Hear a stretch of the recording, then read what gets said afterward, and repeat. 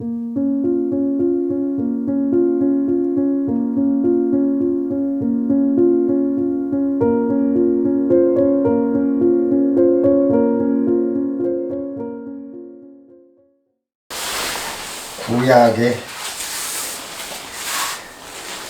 오늘은 야곱, 지난번 야곱까지 했죠. 야곱 아들이 이제 요셉에 대해서 조금 스크린을 하고 출애굽기로 넘어갔습니다. 우선 야곱이나 그 앞에 아브라함, 이삭 이쪽에서 우리가 봤듯이 이 구약의 가르침은 뭐냐면 자기를 살리는 일을 많이 하면 할수록 부끄럼창에 빠지게 되고 자기 살리기를 포기하고 남을 살리는 일을 할 때 궁극적으로 자기 이익이 된다는 가르침입니다. 대부분이 그래요. 그래서 야곱도 자기 욕망을 채우기 위해서 에서하고 다툴 때는 결국 쫓겨나서 사막을 헤매게 되는데 그런 과정에서 자기 자신을 둘러보고 자기가 낮아질 때 점점 낮아지고, 그래서 이후로는 자기 외삼촌 집에 가서 봉사하고 외삼촌을 위해서 일을 하거든. 그렇게 일을 해주고 남을 위해서 헌신하고 남을 위해서 일하는 결과가 자기 이익으로 돌아왔다.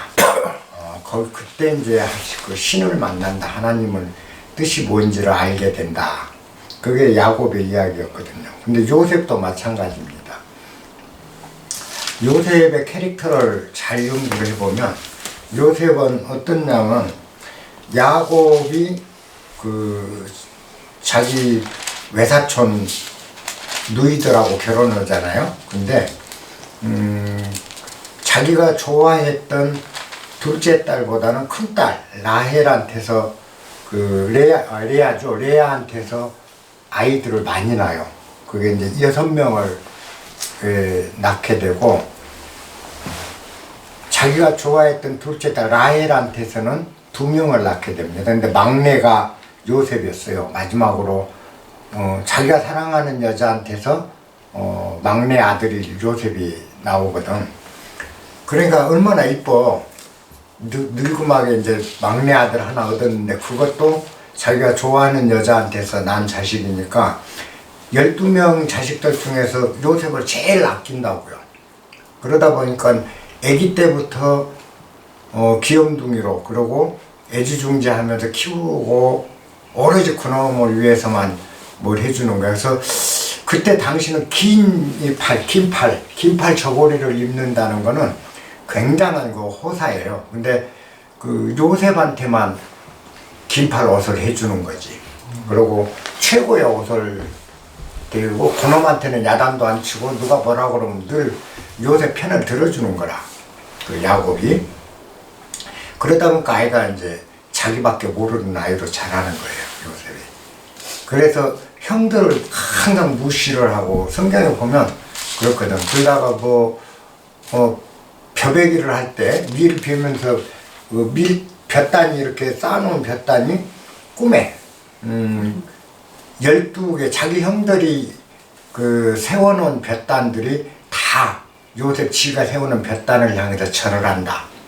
그럼 꿈꿨다는 얘기를 하면서 자랑을 하고, 그 다음에 11개의 태양이 하나의 태양, 자기 태양을 향해서 절을 하더라. 이런 식으로 왕노릇을 하는 거죠. 형제들 간에 대장노릇을 자꾸 하려고 그래. 그러니까 형제들이 굉장히 싫어하는 거예요. 요셉을 싫어하는 거예요. 나중에 이제 요셉이 자기 형들이 양을 몰고 양치기 하는 목장 거기를 이제 지갑이 심부름을 갔는데, 갈 때 형제들이 요셉을 죽이자고 그럽니다. 없애버리자고. 그런데 저런 놈은 우리 형제로 볼 수 없다. 이거 죽여버리자. 그러는데 큰아들 루벤이 피는 보지 말자. 피는 보지 말자. 그렇게 해서 이제 그 지나가는 노예상인한테 팔아버리죠. 예. 그러니까 노예상인한테 팔려서 노예가 돼서 애굽 이집트로 들어가서 이집트의 이제 경호대장 그 파라오의 경호대장인 포티파르라는 그 경호대장 집에 노예로 팔려가요. 근데 당시는 노예라는 거는 그 인간 취급을 못 받고 최악의 이제 상황으로 빠지는 거죠. 그러니까 지가 잘난 척하고 자기 중심적으로 살 때는 자기가 그 우주의 중심인 것처럼 그렇게 행세하고 살아가는 상황에서는 노예로 전락이 됐다라는 뜻이거든. 자기를 높일수록 자기가 낮아지는 걸 상징하는 거죠. 노예가 됐다. 근데 이제 노예가 되고 나니까 자기 삶은 없어지잖아요. 노예는. 그러니까 이제 자기 삶이 아니라 자기 주인을 위해서 살아야 되는 인생이 되는 거죠. 이제 내 삶을 포기하고 타인의 이익을 위해서 이제 살아야 되는 거예요. 그러니까 이 아이도 이제 요셉도 살아남기 위해서 그 경호대장 집안 일을 최선을 다해서 돌보기 시작하는 거죠. 그러니까 자기는 없어진 거냐. 이제 남의 이익을 위해서 열심히 살아가는 거죠. 그렇게 돼서 나를 버리고 나를 뒤로 물릴수록 점점 더 인정을 받게 돼요. 그래서 나중에 그 경호대장이 그 집 전체 관리를 맡깁니다. 그러니까 그 집사가 된 거지. 집사로서 집 전체를 관리하는데 그것도 잘 그렇게 하고 있으니까 경호대장 부인이 얘를 꼬셔요. 자기하고 한번 자자고 계속 꼬시는 거야. 근데 얘는 이미 그때는 자기가 없어진 상태거든. 그래요? 완전히 헌신적인 삶을 살기 시작하는 거죠. 나를 위해서 사는 게 아니라 남을 위해서 살아가는 그런 인생인 거지. 그러니까 거절을 해요. 그리고 그래서는 안 된다고. 이 여자가 얘 옷을 갖다 이제 가지고 얘가 이제 부인이 옷을 벗기려고 걔가 도망갔는데 그 벗겨진 옷을 갖고 얘가 자기 방에 들어와 갖고 자기를 겁탈하려고 그랬다 하고 이제 누명을 씌우는 거예요. 요셉이 그 경호대장이 이제 지금 부인 말을 듣고 감옥을 보내요. 또 이제 감옥으로 들어가. 감옥에 가 있는데 파라오의 시종이 술 올리는 시종하고 그 요리하는 제빵사지 요리사 시종이 파라오한테 죄를 짓고 감옥에 들어왔어요. 그래서 감옥 같이 이제 억살을 하는데 이 두 시종들이 꿈을 꿨다 하면서 이제 꿈 해몽을 해줘요. 거기서 요셉이. 그래서 그 술잔을 바치는 그 헌작 시종한테는 3일 후에 당신은 다시 복직이 될 거다. 그렇게 얘기를 해. 그러니까 그 제빵 시종도 내 꿈은 어떠냐고 또 해몽을 의뢰를 했는데 당신은 나무에 매달려 죽을 거다. 3일 후에 사형당한다. 이렇게 해몽을 해줬는데 그대로 실현이 돼요. 그래갖고 이제 감옥에 있을 때인데 파라오가 꿈을 꿨단 말이지. 벼 이삭이 호밀밀이라든가 병가 이삭 한 대회에서 7개씩 그 벼 이삭이 맺히는 거지. 그런데 그 다음에 그 강가에서 아주 말라비틀어진 벼 이삭들이 올라오던 이 풍성한 벼 이삭을 잡아먹는 꿈을 꿨다.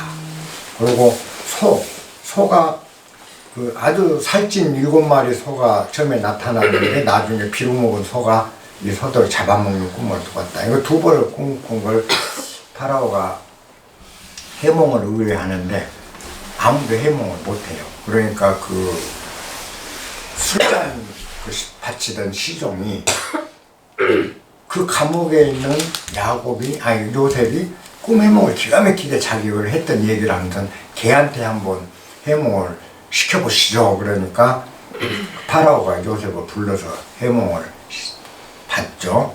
그래서 이제 7년 동안 풍년이 들고 그 후에 7년간 대기근이 든다. 그 상징이라고 얘기를 해줘요. 그러면서 그 7년 풍년 기간 중에 이후에 흉년에 대비해서 양복을 비축하십시오라고 그 충고를 해주죠. 그러니까 파라오가 얘가 정말 잘 그 지혜롭다 생각해서 이제 이집트의 제상으로 기용을 해요. 노예에서 제상으로 올라가는 거예요. 그러니까 이거는 결국 뭘 얘기하냐면 노자가 얘기한 그 후 귀신이 그죠? 몸을 뒤로 물리면 신성, 내복은 앞에 가게 된다. 이게 앞에 가려거든 뒤로 물러서라라는 그것처럼 이렇게 자신의 이익보다 타인의 이익을 위해서 봉사하고 생활하고 사는 삶이 결국 궁극적으로 자기 이익이 된다는 겁니다. 그리고 우리는 간과하기가 쉬운데 실제 세상은 커다란 부나 커다란 그 역사를 이루는 인물들은 대부분 삶을 그렇게 산 사람들이에요. 왜 그런가를 한번 보면 문재인 대통령을 한번 봅시다.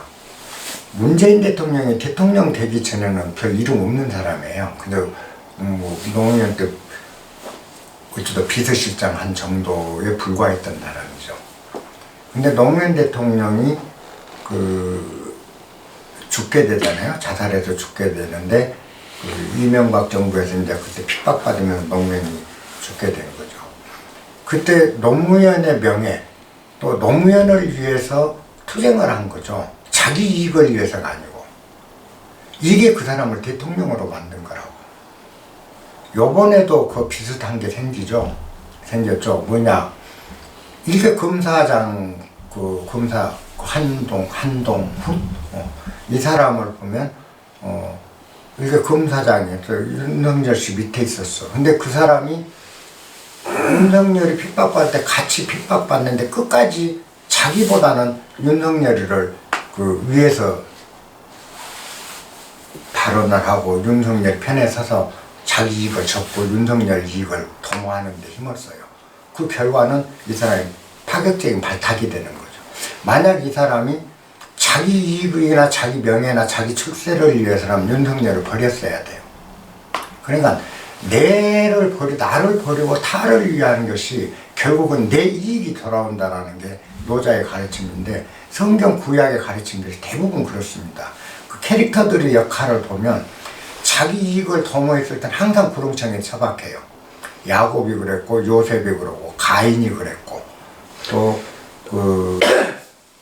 이제 이후에 나올 요나 고래 뱃속에서 3일 동안 요나가 그렇고 모든 성경 구약에 나온 인물들의 캐릭터를 연구해 보면 자기 이익을 위해서 뛸 때는 한없이 구렁텅이에 빠지는데 타인을 위해서 뛰기 시작할 때 내 이익을 접고 타인의 이익을 위해서 노력할 때는 타인의 이익이 궁극적으로 나에게 더 큰 이익으로 돌아온다는 거죠. 요거를 이제 성경이 가르치기 위해서 그런 우화들, 이야기들을 만들어낸 걸로 보시면 됩니다. 이게 야곱처럼 요셉도 똑같은 캐릭터예요.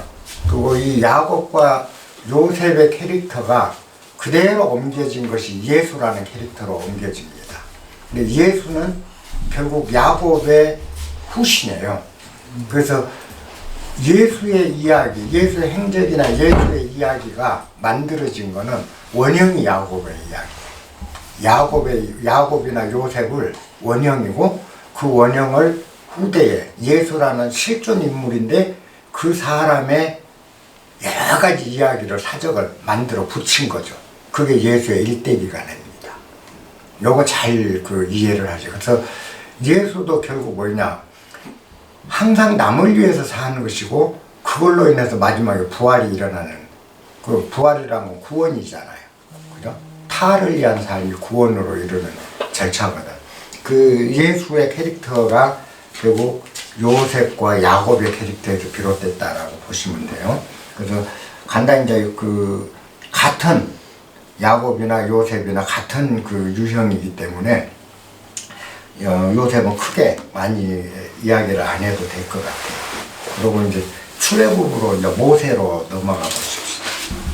출애굽기를 보면 모세는 그 유대인의 자식인데 유대인들이 워낙 숫자가 많아지죠. 그러니까 요셉이 재상을 할 때 요셉 아버지 야곱의 가족 형제들 전체가 그 애굽으로 이주해요. 흉년을 피해서 이제 그 먹고 살기 위해서 그 요셉 있는 데로 찾아가서 거기에 정착을 하게 되는데, 그때 성경 기록에 보면 70명, 장정이 70명이었었다. 야곱이 데리고 간 그 가족, 가솔들이 70명이었다는 게 이제 장정, 어른 남자만 얘기합니다. 그때 당시는 여자나 아이들은 사람으로 그 명수로 치들 안 했거든. 그게 실제 장정들 70명이었다라는 건데, 그렇게 보면 거기에 아이들과 여자들까지 합치면 대략 한 200명 정도 이주해 간 걸로 보이는데, 이 200명 정도 그때 이주했던 그 야곱의 자손들 12 아들로부터 나온 자손들이 다 이주를 했는데, 애굽에서 이집트에서 400년을 살게 되죠. 400년 동안 살게 돼서 애굽을 탈출해 나갈 때, 그래서 탈출해 나갈 때 장정들이 대략 90만, 그러니까 실제 100배 이상이 늘어난 거죠. 250만이 족속이 400년 동안 늘어난 게 되는 거니까 어마어마한 인구 증가가 일어난 거죠. 근데 여기서 우리가 출애굽의 상황을 보면 꼭 알아야 될 게 있어. 꼭 알아야 될 게. 그게 뭐냐면, 여러분들이 한번 생각해 보세요. 우리나라가 일제치하에서 36년이었어요. 36년. 근데 식민지였어. 식민지였는데, 식민지가 아니고 여러분들이 일본으로 건너가서 이민을 가서, 혹은 중국으로, 미국으로 이민을 가서 400년 동안 살았다고 생각해봐. 후손들이. 그 한국 사람이겠어? 미국 사람이겠어? 400년을 그 나라 살아보. 그러면 애굽에서 유대인들 그 자손들 저 70명이 건너가서 400년간 정착해서 애굽에서 살았다면, 족속은 유대 족속일지 모르지만 뼛속까지 이집트인이라고.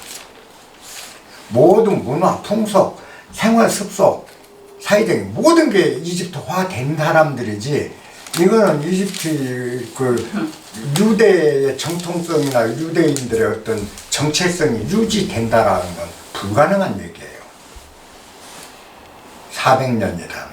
그지? 한국이 일본의 지배를 400년 받은 것과 아예 글로 이주해 가서 400년 산 건 또 달라. 그렇잖아요. 그러면은 그런데 뼛속까지 이집트화된 이 사람들이 이집트를 탈출한다? 여기 뭘 의미한가? 성경을 정말 연구해보면 그 가치가 거기 있어. 뭘 의미한다는 거지. 그럼 모세가 그 사람들이 이끌고 광야로 나와서 가나안으로 들어가서 지금의 이제 이스라엘 땅을 그때 들어가 살게 되는데, 모세가 이 족속들을 이끌고 나온 게 이제 출애굽기다. 그 다음에 모세가 족속을 끌고 나와서 광야에서 또 40년을 지내다가 모세는 가나안 땅 못 밟고 죽죠. 죽게 되는데, 이 기간 중에 모세가 쓴 것들이 구약성서란 말이야. 모세가 이제 쓴 거야. 창세기, 하나님이 세상을 창조했다 이러고, 이렇게 아담과 이브를 만들고, 요 내용을 모세가 다 글로 적은 게 창세기고, 탈출기, 이집트를 탈출했던 출애굽기도 모세가 쓴 거고, 그 다음에 민수기도 모세가 쓴 거고, 그죠? 이렇게 해서 그 성경의 앞에, 쉽게는 유대경의 토라라고 그러죠. 모세 5경이라고 얘기하는데, 그 경전을 전부 모세가 쓴 거라고. 그러면 모세가 뭔가 생각이 있어서 그쪽에 뼛속까지 이집트인이 돼 있는 자기 족속을 끌고 나왔다. 나와서 이제 그 성경 구약 오경 5개 경전을 다 모세 손으로 써냈는데 모세는 목적이 있었을 거 아니에요.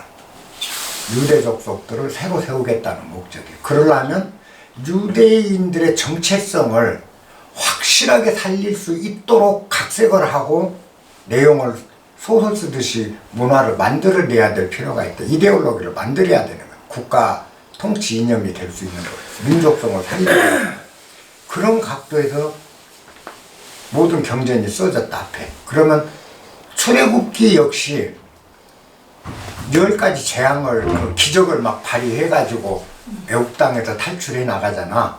출애굽. 그 이야기 또한 전부 모세가 만들어낸 이야기라는 거죠. 그죠? 민족 정체성을 확보하기 위해서 그죠? 이 사람들이 모세가 광야로 끌고 나갔을 때 이스라엘 사람들이 모세가 기도로 갔다 오면 뭐 하고 있어? 뭐 황금으로 서 우상을 만들어 놓고 춤추고 거기다가 재 올리고 전부 우상 숭배하고 있어. 모세만 없어지면 또 그래. 그죠? 그래서 이제 십계명을 만들어내고 율법을 만들어내기 시작하는 거죠. 그래서는 안 되니까. 그렇다면 이미 그 이집트인들처럼 우상을 숭배하고 있는 거야. 그럼 뭐요? 400년간 이집트화 됐다는 의미죠. 모세는 그걸 깨야 되는 입장이고. 그러다 보니까 후대에 남길 경전으로 그 역사죠. 모세는 역사를 쓴 거야. 경전이 아니고. 사실 구약은 역사거든. 이스라엘. 이 역사서를 쓰면서 자기네 나름대로 후대까지 갈 수 있는 내용들을 기록한 게 구약이라고 보시면 돼요. 구약. 그래서 모세가 처음 그 이집트의 공주 손에 그 나일강에서 그 바구니에 떠내려온 걸 공주가 구해서 키우잖아요. 그 이집트 왕실에서 초기에 자라죠. 자라다가 자기가 유대인인 걸 알고 유대인 핍박받는 거를 그 노예들을 그 구해주기 위해서 그 누구야 그 감시병을 죽이는 거지. 때린 게 그냥 감시병을 때렸는데 그 죽어버리니까 이제 도망을 갔죠. 사막으로 도망을 가서 남의 집살이를 하죠. 남의 집 그 목동 일을 하면서 40년간을 이제 광야 생활을 하는데 그 과정에서 모세가 깨달은 게 뭐냐, 시내산이라는, 지금은 시나이죠. 시나이 반도, 시나이에 있는 시나이 산맥인데 그 시내산에서 떨기나무에 불이 붙었는데 그 떨기나무가 타질 않는 거야. 불은 확 붙었는데 나무가 불에 타서 재가 안 되고 나무는 그대로 살아있고 불길만 막 올라가는 거 보고 거기서 이제 그 신의 음성을 듣는 걸로 시작이 돼요. 모세가 깨우침을 받는 게. 요건 뭘 상징할까예요? 모세가 그 떨기나무에 불이 붙는 것을 보고 목격하고 그때 하나님이 모세야 모세야 하고 불러서 모세가 하나님 음성을 듣고 하나님하고 이제 소통이 시작이 됐다. 성경은 그렇게 기록이 되죠. 그건 뭘 의미하냐면 모세가 그 믿고 있었던 것, 모세는 광야 생활을 하는 도중에 뭘 알아냈느냐라는 거죠. 뭘 알았을까? 내가 믿고 있는 것, 그리고 내가 눈으로 보고 내가 듣고 내가 체험한 것이 다는 아니다. 그것이 진실은 아니다라는 걸 안 거라는 거죠. 우리가 보통 불이 나무에 불이 붙는다면 나무가 타서 재가 되는 상황이에요. 우리가 보고 느낀 건, 우리가 아는 건 그거예요. 근데 나무에 불이 안 붙었는데 나무는 안 타고 불만 타. 불만 막 일어나. 나무는 절대 타질 않고 있어. 이건 뭘 의미하냐면 우리가 알고 있는 진실이라고 알고 있는 것들이 진실이 아닐 수도 있다라는 뜻입니다. 진실이 아닐 수도 있다. 여기 서유기에 잘 이야기가 나와요. 서유기에 보면 손오공이 백발마녀가 삼장법사를 납치하기 위해서 예쁜 처녀로 그 둔갑을 해가지고 지나가요. 근데 삼장법사를 보는 건 아주 가녀린 아가씨고 손오공 눈에는 분명히 그게 마녀인 거야. 마귀인 거야.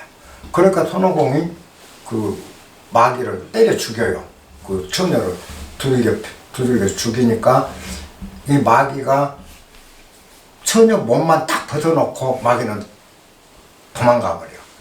그러니까 시체만 딱 처녀 시체만 나있으니까 삼장법사가 그 뭐 김고중과 주문을 했고 손오공은 막 머리 아프고 고통스럽게 만들죠. 그 다음에 다시 그 백발마녀가 삼장법사를 잡아먹으려고 이번엔 늙은 노파로 변장을 해갖고 자기 딸 찾아서 왔다고 내 딸아 어디 있냐고 울고 불고 하면서 지나가요. 그러다가 틈만 나면 삼장을 좀 납치할 생각인데 손오공은 금정화한 눈으로 보니까 이게 분명히 마귀인 거야. 그러니까 또 때리는데 때려 죽였는데 이 마귀가 금방 시신만 벗어놓고 몸 겉대기만 벗어놓고 또 내빼버린 거죠. 그 할매가 죽어있는 거야. 송장이. 삼장법사가 본 것은 처녀와 할머니예요. 그리고 손오공이 본 것은 뭐죠? 마귀였단 말이야. 그 삼장법사가 이제 손오공을 그래서 이제 파문을 시키고 쫓아내죠. 그렇죠. 손오공을 쫓아내서 수렴동으로 이제 일단 손오공이 되돌아가는 걸로 그 이야기가 되는데 이걸 뭘 얘기하냐면 삼장법사는 지가 본 것을 믿고 손오공은 지가 본 걸 믿는다. 우리 모두가 그래요. 나는 내가 본 것이 진실이라고 믿고 너는 네가 본 것이 진실이라고 생각한다. 근데 진실은 내가 본 것도 네가 본 것도 진실이 아닐 수도 있다. 떨기나무에 나무에 불이 붙으면 나무가 타서 재가 되는 것이 진실이라고 우리가 알고 있는데 진실은 다른 곳에 있을 수도 있다라는 거. 이걸 모세가 깨달은 거라는 거예요. 떨기나무 이야기는 그거라.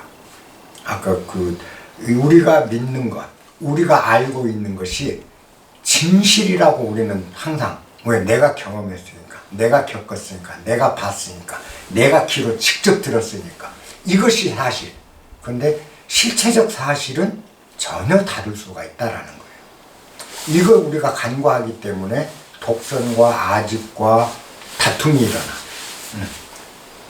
모세는 그걸 깨달았다는 뜻이에요. 그 떨기는 이야기는. 그로 인해서 그때부터 한계가 넘어가기 시작하는 거죠. 눈으로 본 것이 다가 아니다. 그 너머에 뭔가가 또 있다, 있을 수도 있다 라는 거는 벌써 사람의 폭이 어마어마한 확장되는 거죠. 인간의 의식이나 감각 영역이 무한대로 확장이 되기 시작하는 거죠. 요만큼, 내가 본 요만큼이 진실로 알고 있었던 게 사실은 더 클 수가 있다. 범위가 엄청 커지기 시작하는 거예요. 그렇게 되는 게 우리가 수행이고 그 불교 수행도 마찬가지고, 그래서 어떤 단계까지 수행에 가면 인간의 감각기관이 다 넘어서게 됩니다. 우리가 내가 본 게 이게 진실이라고 했던 것이 범위가 확장되기 시작하면 그 다음에는 우리가 얘기하는 소위 말하는 초능력, 무슨 신통력 이런 것들이 생기는 거에 다 원인이 있어. 그게 뭐냐면은 언젠가 화엄사에서 강의를 하는데 한 분이 그래요. 왜 108배를 강의 끝나고 108배를 하러 간대. 그러면서 한 분이 질문을 해. 저는 108배를 서너 차례 몇 번 해봤는데 아무 느낌도 없고 얻은 것도 없고 아무 감각도 없더라. 근데 왜 108배를 해야 되는지 모르겠다. 근데 오늘 또 108배를 단체로 한다니까 108배를 하러 가기는 가는데 왜 해야 되는지 모르겠어요. 108배 해서 얻는 게 뭘까요? 라고 나한테 물어요. 그래서 내가 일단 108배를 해보십시오. 오늘 또 하고 나서 다시 이야기를 하십시다. 그러고 이제 강의가 끝나고 108배를 보다가 단체로 가서 하더라고요. 이제 한 2시간 있다가 다 왔는데 다시 이제 다 모였죠. 그러니까 아까 그 108배의 의미를 묻는 분, 오늘 108배를 하시면서 뭘 얻으셨습니까? 하고 물었어. 뭘 얻으셨습니까? 그래. 아무것도 얻은 게 없어요. 아무것도 없어요. 그래서 이제 다른 사람들이 막 웃고 그래. 아무것도 얻은 게 없다고.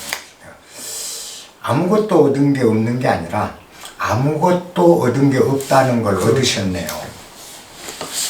얻은 게 없는 게 아니고 얻은 게 없다는 결과를 얻었잖아요. 그런데 왜 아무 결과가 없다고 그럽니까? 결과는 항상 있는 법입니다. 제가 그 얘기를 했어요. 근데 잘 못 알아듣더라고. 그 말을. 우리가 항상 어떤 결과가 얻어진다. 이렇게 얘기를 하면 결과가 얻어진다고만 보는 그 결과가 안 얻어졌던 것도 하나의 결과인데 이걸 결과로 보지 않는 거죠. 그건 뭐죠? 나는 결과 없는 것도 하나의 결과라는 걸로 알기 때문에 결과 없음도 결과로 받아들인다. 결과가 훨씬 다른 사람 결과보다 내 결과는 큰 거죠. 제가 콩을 한번 심는데 콩이 심어놨는데 어떤 건 싹이 나고 어떤 건 안 나는데 처음 농사를 짓다 보니까 반도 안 났어 싹이. 그래서 에이씨 헛농사 졌네. 내가 콩 심으면 콩이 난다고 그랬는데 결과가 아무것도 없네. 이 생각을 하다가 갑자기 한 방 얻어맞은 기분이 들었어. 밭에서. 네. 나는 콩을 심었을 때 콩이 난 것만을 결과로 생각하네. 콩이 안 나는 것도 하나의 결과인데 그잖아요. 콩을 심었으면 콩 심은 결과는 콩이 싹이 난 것도 하나의 결과요. 싹이 나지 않는 것도 하나의 결과인데 나는 싹이 난 것만을 결과라고 생각하고 있더라는 거지. 콩 심을 때. 그때 내 의식이 확장됐거든. 아, 세상은 언제나 결과가 있는데 우리는 결과가 없다고 착각했구나. 콩을 심은데 콩이 나는 결과도 결과요. 콩이 안 난 것도 안 나는 결과를 얻은 거다.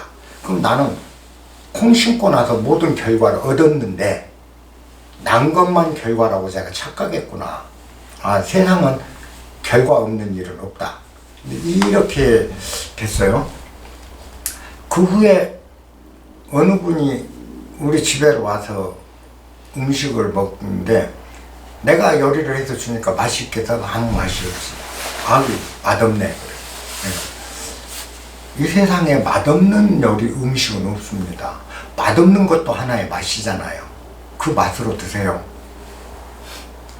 맛없는 것도 하나의 맛이라는 거.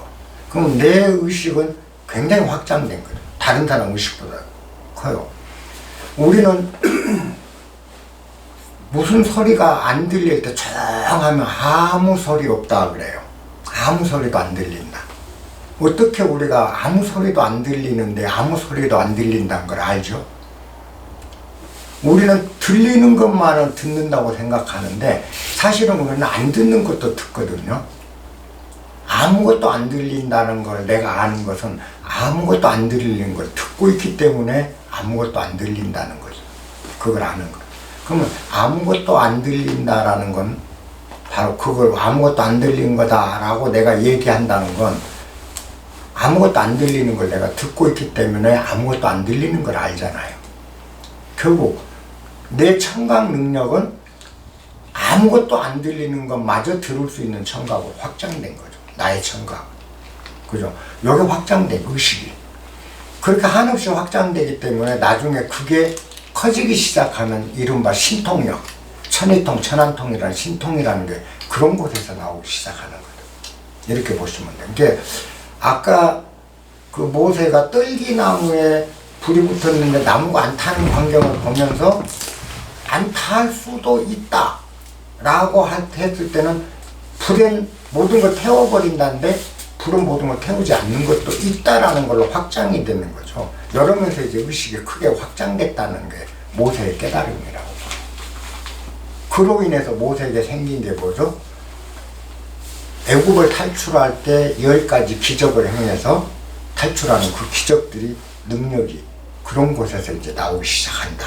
일단은 그렇게 보시자고요. 그 다음에 출애굽하기 전에 이제 거기서 깨달음을 얻고 자기 족속을 구하려고 애굽 땅에를 가. 애굽 땅에 가서 이제 파라오하고 담판을 하기 시작해요. 파라오가 안 들어주니까 그때부터 이제 재앙 10가지를 내리는데, 그 10가지 재앙이 뭐야? 제일 첫 번째, 나일강을 피로 물들였다.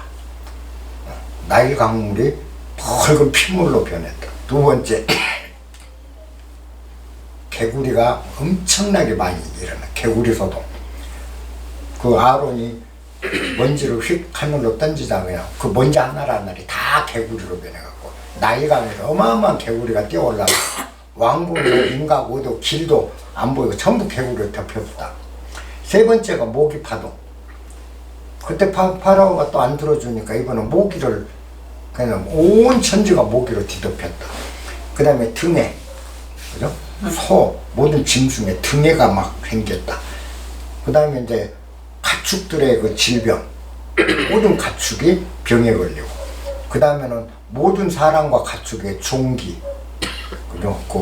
뭐라고 그래, 부종이 생기고, 그 다음에 우박이 어마어마하게 하늘이 안 보일 정도로 우박이 내서 막 쌓이고, 그 다음에가 이제 메뚜기 때, 메뚜기가 다시 습격을 하고, 그 다음에 사흘 동안 어둠에 잠기고, 그죠? 사흘 동안 전체를 세상을 어둡게 캄캄하게 만들어보고. 10번째가 뭐예요? 장자. 누구 집이든 큰아들은 다 죽이고 짐승도 첫 번째나 새끼는 다 죽여버리는 이 재앙을 준다. 그 10가지 재앙을 일으켜서 파라오가 이제 드디어 항복을 하고 그 애굽 땅에서 유대인들을 내보냈다. 요게 이제 출애굽의 그 핵심이에요. 10가지 재앙, 모세관 10가지 재앙. 이 10가지 재앙을 기적이라고 사람들은 생각해요. 근데 그 사기예요. 기적이라고 생각하면 사기라는 거지. 그게 뭐냐면 이집트 사자에서를 이해를 하지 못하면, 알지 못하면 이 10가지 재앙의 의미를 알 수가 없습니다. 우리가 보면 사자에서가 티벳 사자에서가 있고 이집트 사자에서가 있어요. 윤회를 믿는 그 족속은 고대부터 윤회 사상이 있는 건 인도, 이집트 이쪽. 인더스강 문명과 나일 문명은 윤회 사상이 고대부터 문화적으로 지배를 해요. 메소포타미아 지역, 메소포타미아 문명은 현대 사상이에요. 철저하게 현대 사상입니다. 그 다음에 황하 문명 역시 현대 사상이에요. 그래서 세계 4대 문명, 황하 문명과 메소포타미아 문명은 현세 위주의 문화를 갖고 있고, 인더스 문화와 나일 문화는 윤회론, 내세, 윤회 사상이 지배를 하는 그 사상이 주류가 그래요. 그걸로 인해서 이 동서양의 모든 그 종교나 철학이 발달하게 되는데 이 배경을 아셔야 돼요. 그러면 그러다 보니까 이제 인도 영향을 받은 티벳의 우리가 죽음 이후의 세상 이야기, 그죠? 그 이야기가 나온 게 티벳 사자에서잖아요. 그 다음에 이집트 사자에서는 뭐죠? 역시 사람이 살다 죽는 이후 세상 이야기가 이집트의 사자서라고. 그러니까 티벳 사자서와 이집트의 사자서는 동일한 맥락을 갖고 있어요. 비슷한 맥락을 갖고 있어요. 그러면 이집트는 어떤 그 사자에서를 보면 신들이 몇 명이냐? 10명 있어요. 그게 10대 재앙과 결부돼요. 첫째, 나일강은 모든 나일강을 나일강에서 비옥한 농토, 그것을 이집트인들에게 생명의 원천을 주는 강이 나일강이에요. 그래서 나일강의 신이 있어. 그 나일강의 신이 하피라고 그러죠. 나일강의 신은 하피라고 그래요. 이 하피라는 신이 나일강의 신인데 이게 바로 생명의 신이에요. 모든 사람이 생명을 주는 거죠. 그 다음에 풍요의 신, 아피스. 풍요의 신이 있어. 그건 그 사람 몸의 소머리 형상을 갖고 있어. 풍요신. 그 다음에 지혜의 신 토트. 그 다음에 하늘의 신 호루스. 그죠? 그 다음에 형벌과 재앙의 신 암무트. 이런 식으로 10명의 신이 있어. 그것들이 인간사를 주관을 한다. 그래서 사람이 죽게 되면, 그죠? 죽음의 신. 그래? 죽음의 신이 그 사람이 영혼을 끌고 가. 끌고 가서 저울에다가 그 사람의 심장과 깃털을 이렇게 놔두고 달아. 저울에. 그 사자, 이집트 사자에서 보면. 달아서 깃털보다 심장이 무거운 사람은 죄가 많은 사람이고 가벼운 사람은 선을 많이 행한 사람이다. 그러면 거기에 토트라는 지혜의 신이 기록을 해. 그러고 나서 선한 사람은 호루스가 인도를 해. 그죠? 인도를 뭐 해서 너도가 라, 태양신 라에게 인도를 해. 그러면 라가 심판을 해. 그 다음에 이 사람은 다시 환생을 시켜야 되겠다 하면 생명의 그 부활의 신 이시스한테로 가. 거기서 부활이 돼. 인간으로 다시 환생을 해. 요게 이집트 사자서의 죽음 후의 절차예요. 그래? 그러면 이 신이 10명의 신이 인간사를 주관을 한다. 10명의 신이 각각 분담을 해서 인간사를 주관한다. 그래서 인간은 고대 신앙의 인간은 각 신들과 계약을 맺는 거예요. 그래서 풍요로 내가 농사를 잘 뜨려면 나일 신에게 재물을 바치고 나일 신에게 잘해주면 나일 신이 이 사람이 선하고 악한 문제를 떠나 잘해주면 네가 나한테 잘 대했으니까 나도 너한테 풍부한 산출을 줄게. 곡식을 많이 생산되게 해줄게. 이렇게 보답을 한다. 이런 개념이야. 계약, 기브 앤 테이크야. 그때 당시. 그 다음에 질병. 그러면 암무트. 그건 그 뭐지? 이거 그 악어머리를 갖고 있는 거예요. 그 다음에 따오기 머리, 뱀의 형상. 뭐 이런 것들 다 갖고 있어. 그 이집트 신전에 그런 거 많잖아요. 다 그의 신들인데. 자, 모세가 생각할 때 이미 이 사람은 400년 동안 그 속에 있으면 이집트에서 이집트인화 돼서 이집트 신을 섬기고 똑같이 숭배했어요. 그렇게 살았어. 그러니 이제 모세가 이걸 데리고 나간 건데, 자, 모세 입장에서는 뭐죠?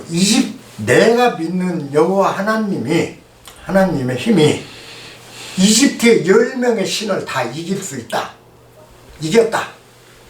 이걸 해야 되는 거야. 그래야 유대 신이 가장 뛰어난 신이 되는 거죠. 그게 10가지 재앙으로 나타난 거야. 나일강 피를 물들였다. 그건 뭐죠?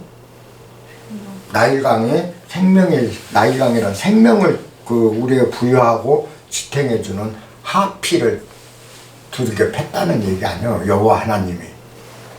그죠? 우박을 내리고 사흘간 어둠 속에 잠기게 했다. 태양신 라를 하나님이 잡아먹었다. 라도 꼼짝 못했다. 그래서 태양신이 힘을 못 쓰게 어둠으로 다 잠기게 해버렸다. 그죠? 이 이야기예요. 이 10가지 재앙 이야기.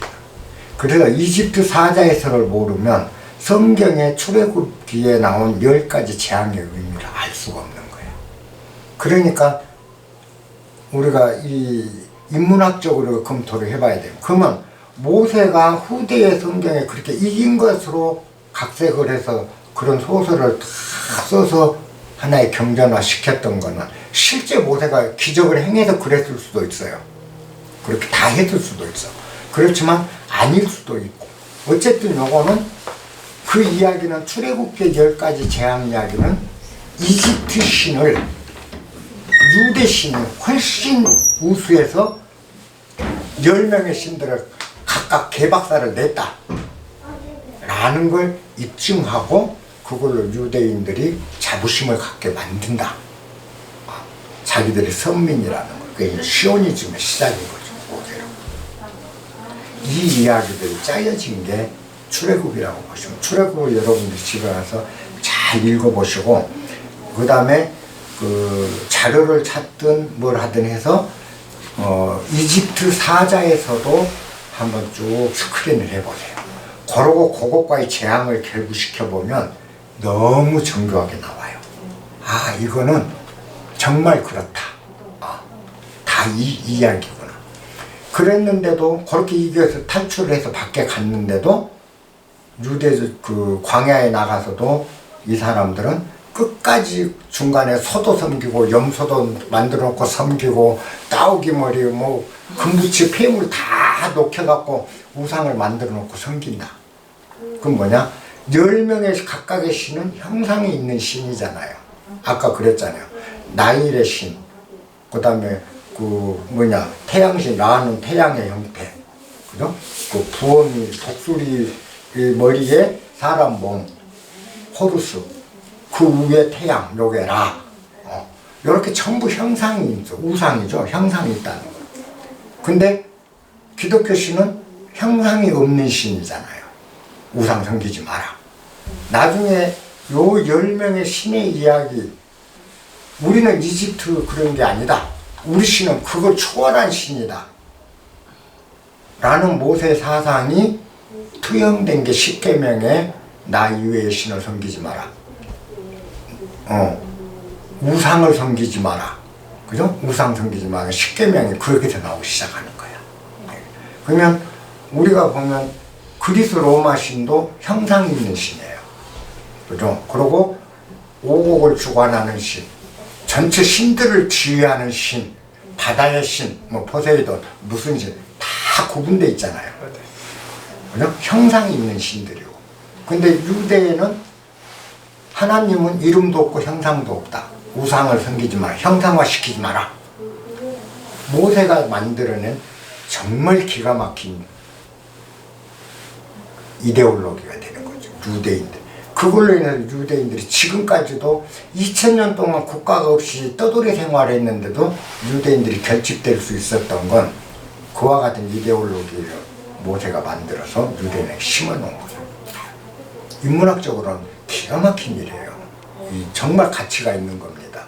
성경을 보면 어떻게 우리가 그 인간의 이념, 그 다음에 인간의 사상이 길들여지고 그 사상이 인간에게 문화화됐을 때 그 힘이 얼마나 큰가를 보여주는 실증적인 예라고. 그래서 출애굽과 아까 이집트 사자에서를 연결해서 여러분들이 읽으시고, 그 다음에 그렇게 해서 노예에서 벗어났는데도 왜 다시 형상 있는 신들을 유대민족들은 계속 숨기려고 그랬고 모세는 그걸 막으려고 그랬을까?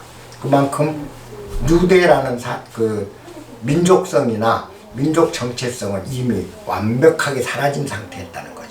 400년간 여러분 생각해보면 알잖아요. 성경을 읽을 때 조심해야 될 게 그런 거야. 신학적으로 읽으면 이거 이단이에요. 제가 한 얘기가 말도 안 되는 얘기. 진짜 교회에서 몽둥이 들고 쫓아올 이야기인데, 그러나 인문학적이고 사회학적으로 읽어야 될 필요가 있다. 우리는 지금 여기는 교회가 아니기 때문에 인문학이 돼.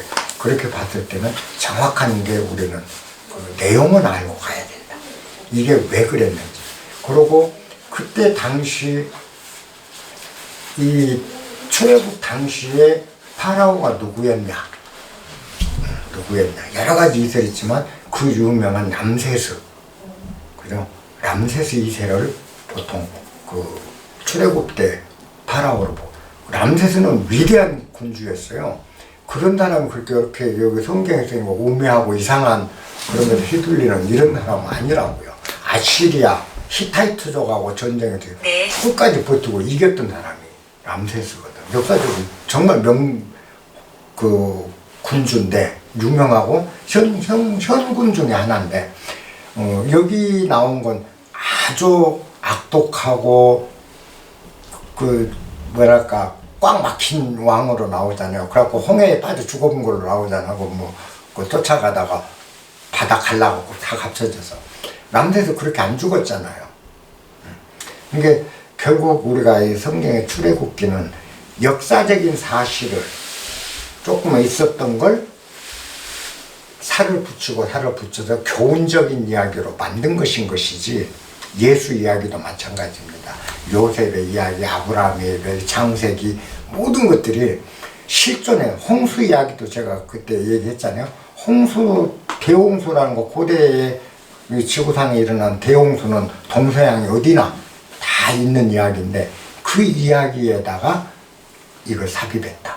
그 다음에 바벨탑 이야기도 바빌로니아에 실존하는 바벨탑, 거기에 유대인들이 바빌론에 끌려가서 바빌론 유수 때 바벨탑 봤던 거, 이 바벨탑 이야기를 갖다가 여기 그 성경의 바벨탑 이야기로 각색을 해서 교훈적인 이야기로 만드는 것이다.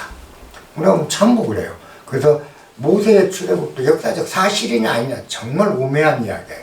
신학은 사실 여부를 떠나서 믿으면 되는 거고, 그죠? 그 다음에 모세가 그렇게 했던 게 역사적으로 사실이냐 아니냐, 그건 실제 사실, 거기서 탈출해 나왔던 거, 데리고 나온 사실에다가 나머지는 교훈적으로, 그 다음에 유대인들의 정체성을 확립시키기 위해서 모세라는 정치 지도자가, 그죠? 그 민족 지도자가 정체성 확립하기 위해서 사실에다가 가감을 해서 바빌론의 바벨탑 이야기처럼 적당히 써붙였다. 요게 실체적인 진실이지, 이것이 뭐 있는 그대로 요 내용 그대로가 사실이다. 그러다 보니까 뭐죠? 노아의 홍수에 뭐 방주가 아라랏산에서 무슨 방주 흔적이, 웃기는 이야기를 하고 있는 거예요. 이렇게 돼버려요. 그거는 신학을 한 사람, 종교를 믿는 사람들은 확증 편향이 강하다 보니까 그런 이야기를 믿고 싶은 거죠. 그래도 누가 요만한 걸 해놓으면 막 이렇게 되는 것일 뿐이에요. 우리가 출애굽도 정확하게는 출애굽이라는 사실이 있었는데, 아까 10가지 재앙이 진짜였냐 아니었냐 이걸 따지는 건 바보다. 바보다.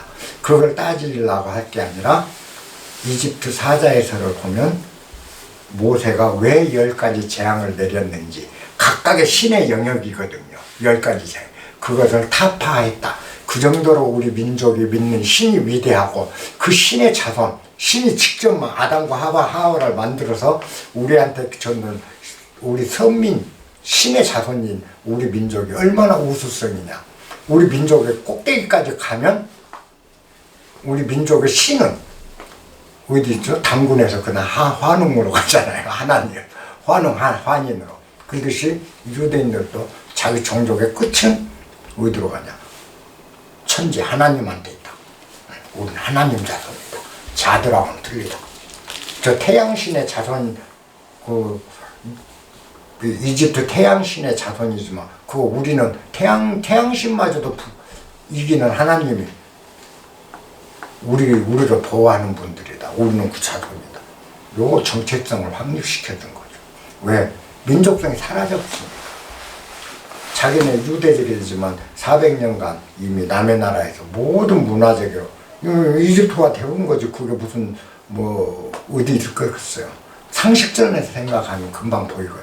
400년 동안 우리가 400년 동안 그랬다고 보면, 내가 영국으로 이사 가서 400년간 영국에서 살았으면 한국 사람이야 영국 사람이야 이런 문제가 금방 나오거든. 그러면 뭐 여호와 하나님이라는 존재가 만들어진 거라는 건가요? 만들어진 거죠. 그러니까 신이 세상을 창조하고 인간을 창조했다면 인간은 신을 창조한 겁니다. 그래서 신이 나를 창조했고 나는 반대로 신을 창조한다. 그죠? 그래서 우리를 창조한 건 신일지 모르지만 그 신으로 창조해낸 건 인간이라는 거죠. 그래서 신이 인간을 낳고 인간이 신을 낳는 거죠. 그러다 보니까 민족마다 신이 다 다르죠. 그죠? 그래서 그리스 사람들이 만들어낸 신은 12제신, 이집트인이 만드는 신은 10명의 신, 인도인들이 만들어낸 신은 만신, 그죠? 나무에도 신이 있고 온 신. 그 한국인이 만드는 신은 천재, 삼신, 그냥 우리 삼신사상. 우리는 옥황상제 천신이 우리를 창조한 걸로 생각을 하잖아요. 우리 생명을 주관한다. 염라대왕하고 옥황상제가 우리 전통사상. 그러면 옥황상제를 만들어낸 자는 누구냐는 거죠. 우리 족속이잖아요. 동양 족속들은 옥황상제를 창조해냈잖아요. 마찬가지예요. 이 개념에서 보면 여호와 하나님이란 존재는 유대인들이 창조해낸 유대의 신이에요. 그리고 우리 신은 옥황상제고 삼신이고 지리산 저 마고 할매요. 그렇잖아요. 우리가 창조한 신들이잖아요. 그럼 그 사람들이 그 로마인들이나 그리스인들이 창조한 신은 뭐예요? 12제신이지. 제우스부터 시작해서 그 사람들이 창조한 신들이잖아요. 누가 신을 창조했는가는 자명한 사실이라는 거죠. 그럼 우리는 누가 만들어? 그야 신이 만들었겠지. 누가 만든지 모르니까 그냥 그걸 신이라 하자. 뭔가가 우리를 만들었다. 자연이 만들었던, 신이 만들었던, 진화가 만들어냈던 뭔가가 우리를 만들어냈고, 우리 또한 그걸로 만들어낸 게 뭐예요? 진화를 누가 만들어냈어요? 진화론을. 진화를 창조한 게 인간이잖아요. 진화가 인간을 만들었다면 그 진화론을 창조한 건 또 인간이잖아요.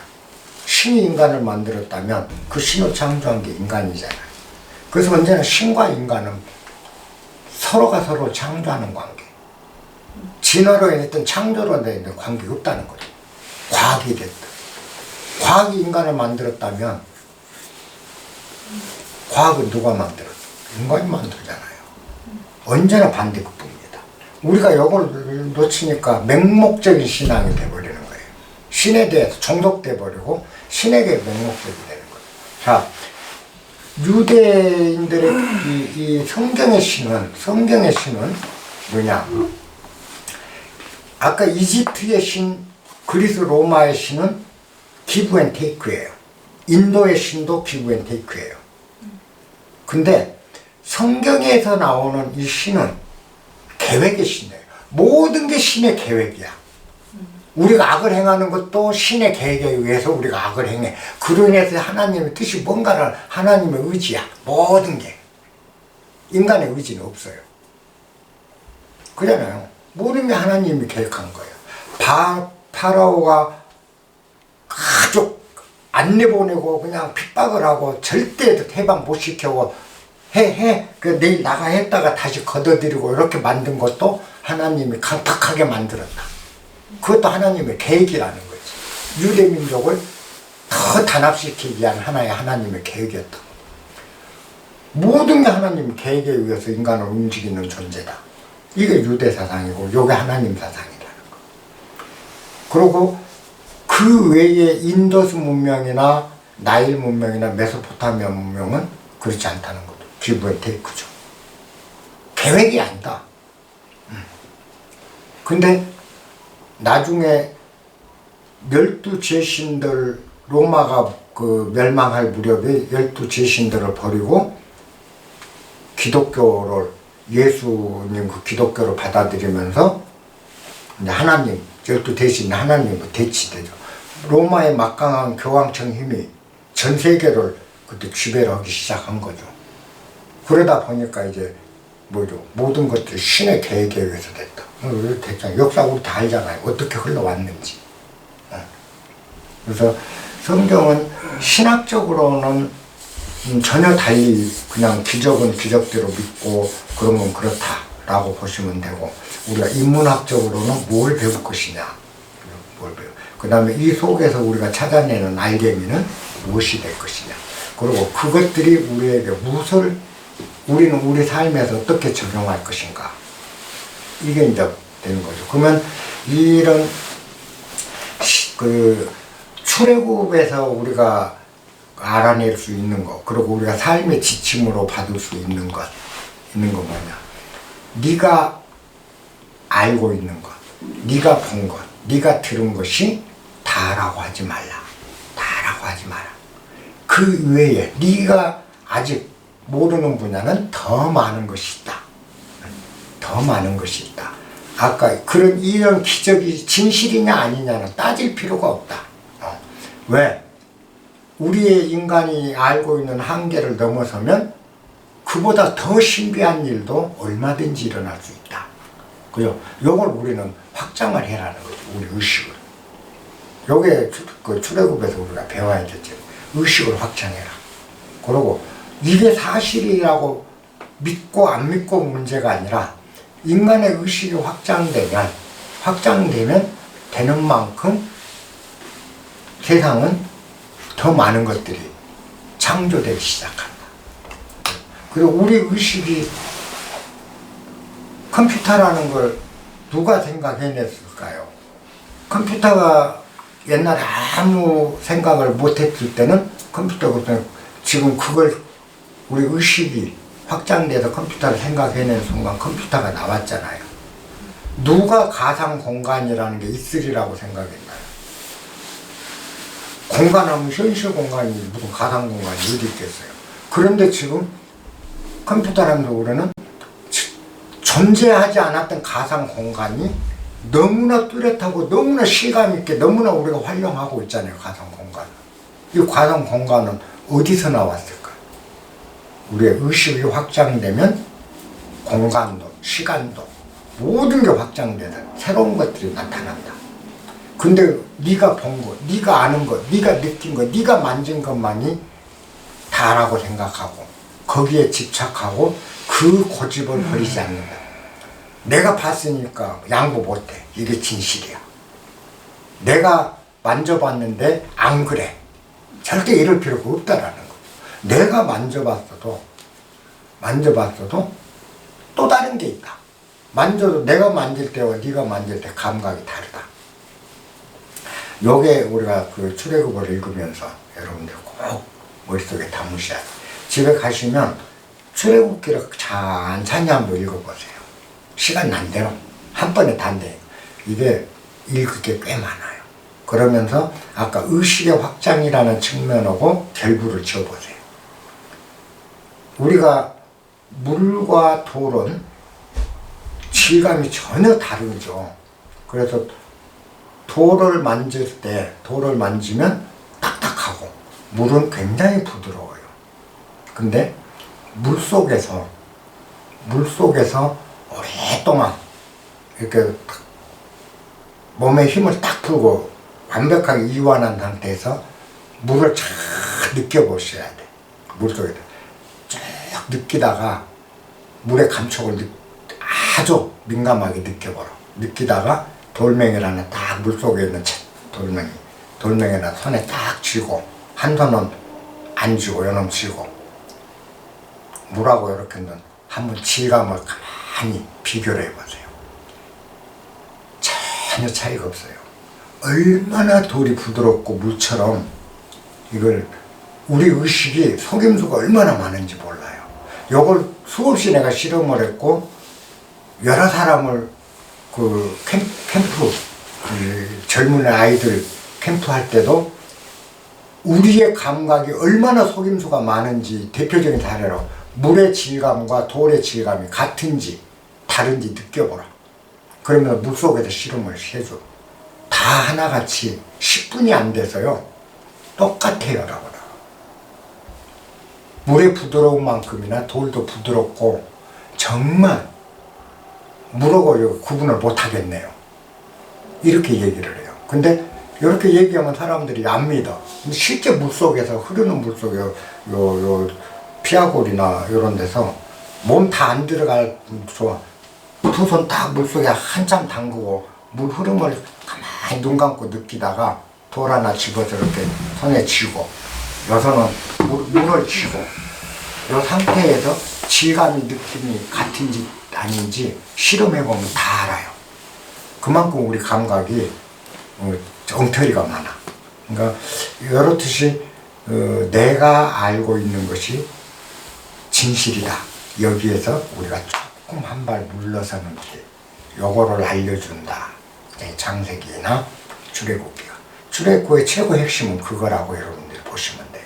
그래서 아까 이 기독교 신앙을 가진 사람들의 느낌이나 그 사람의 감각이나 그분들의 사고, 그분들의 눈, 귀, 코, 입, 안입이 설신이로는 모세가 나일강을 피로 물들인 건 하나님의 기적이에요.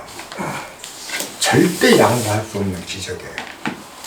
그분도 감각이고 느낌인 거죠. 확증이고. 반면에 아까 이집트 사자에서하고 비교해서 역사적 사실을 놓고 보면 철저하게 이쪽이 옳아요. 누가 옳고 누가 그르냐는 따질 필요가 없다. 양측이 다 옳을 수 있다. 다 같을 수 있다. 이럴 때 종교와 인문학이 다툴 수가 없는 거예요. 싸울 일이 없는 거예요. 근데 항상 내가 믿는 게 진실이야 하면 그때부터는 양보가 없어. 근데 제가 아까 이런 측면을 제기해 드린 거는 이집트 사자사하고 탈출기를 같이 겸해서 이렇게 해드린 거는 이런 측면에서 보면 출애굽기가 이거다. 그런데 교회 측면에서 보면 완전히 하나님의 역사다. 그잖아요. 또 다른 시각에서 보면 출애굽이 또 달리 또 보인다는 거죠. 다른 시각에서. 그렇다면 출애굽이 갖고 있는 거는 무엇이겠느냐? 싸울 일이거나 네 거다 내 거다 이 이론이 맞다 저 이론이 맞다고 떠들 일이 아니다. 요거 알면 출애굽 우리가 다 아는 거예요. 그죠? 네, 출애굽은 그렇게 되고 나머지 이제 그러면 창세기, 출애굽기, 모세가 쓴 모세 5경 중에 2개 경전은 이제 출애굽에서 그렇게 하면 끝나고 그 다음에 이제 민수기, 신명기 이런 거는 간단히 각 그 시간별로 하고 그러고 열왕기도 역사적인 사실이니까 거의 제가 지난번 역사 시간 할 때 했으니까 하면서 이제 선지자 몇 명 좀 훑어보고 잠언을 조금 집중적으로 좀 하고 그러고 신약으로 넘어가는 걸로 하십시다. 오늘 여기까지 할게요.